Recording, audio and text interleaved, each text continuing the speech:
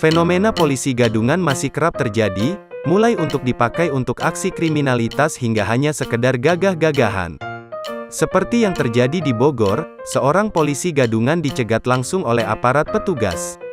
Lengkap dengan jaket bertuliskan "Polisi" dan emblem serta wing kesatuan, pria tersebut nampak kikuk saat didatangi dan direkam oleh petugas.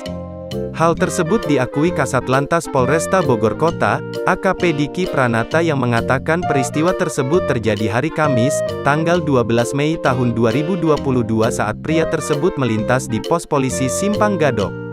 Tak mampu menunjukkan KTA sebagai polisi, pria ini kemudian diamankan. Terbukti ternyata hanya seorang mahasiswa salah satu universitas di kota Bogor. Diki juga katakan polisi gadungan itu sering melakukan pengawalan terhadap ambulans.